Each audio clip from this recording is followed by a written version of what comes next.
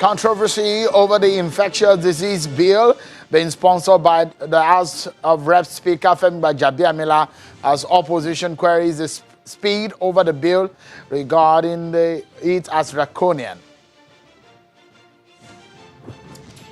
And the federal government today wants that it might invoke a total lockdown considering the manner in which Nigerians comported themselves today being the first day of the easing of the lockdown.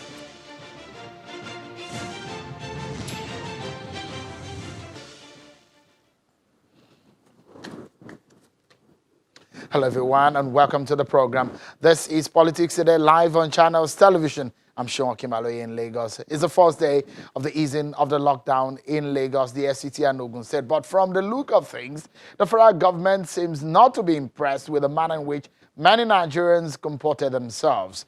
Well, as of now, Nigeria's confirmed cases of COVID-19 has risen to 2,558 with 170 new cases of COVID-19, 39 in Lagos, 29 in Kano, 24 in Ogun, 18 in Bauchi, 15 in Kaduna, 12 in FCT, 12 in Sokoto, 8 in Katsina, 7 in Borno, 3 in Nasarawa, 2 in Adamawa, 1 in Oyo, and so far 400 people have been discharged with 81 casualties so far in Nigeria.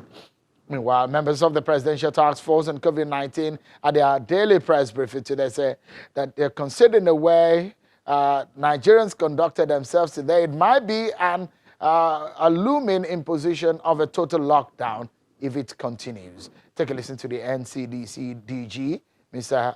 Dr. Hekwazo. Yes, we knew today would be a problem.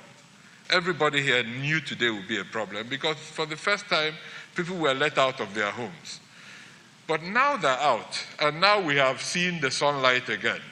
The challenge for us as a society is how do we now organize ourselves to mitigate this risk, to limit transmission from each other so that, yes, we might have a few extra infections today and tomorrow, but what we don't want is an explosion of new infections. If we do have that explosion, there will be almost no choice left for the leadership of the country than to ask all of us to go back into our homes.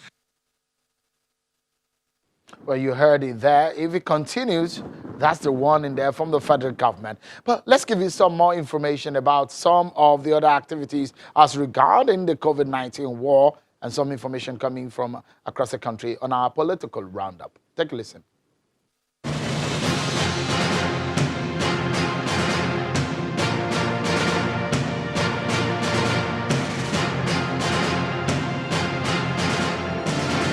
The first ever virtual court sitting by the Lagos State Judiciary held today, where Justice Mojisola Dada of the Lagos High Court Ikeja convicted and sentenced to death by hanging a driver, Olaliko Hamed, for the murder of his boss.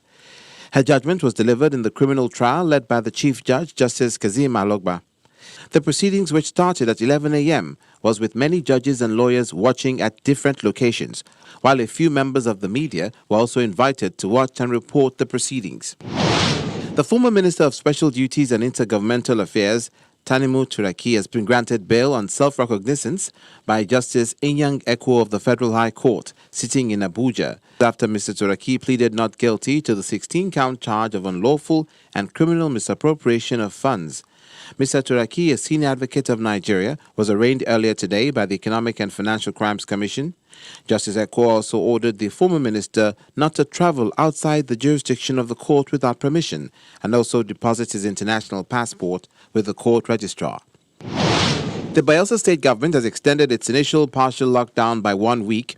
The government also extended the 24-hour lockdown of all borders, and in compliance with the President Muhammadu Buhari's directive on interstate lockdown as part of stringent steps to avoid the influx of goods and people into the state, the Governor Duye Diri gave this directive during an expanded meeting with the State Task Force on COVID-19 to review the efforts taken so far in the fight against coronavirus.